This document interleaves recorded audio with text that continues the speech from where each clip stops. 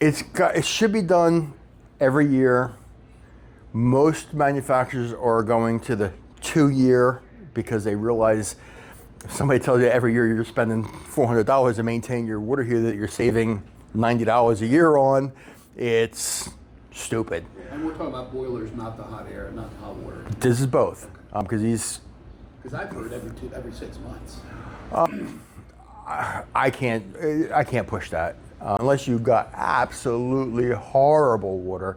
At that point, you better give a water softening company or a water purification, I should say softening, water purification company, have them out because you got more problems than that.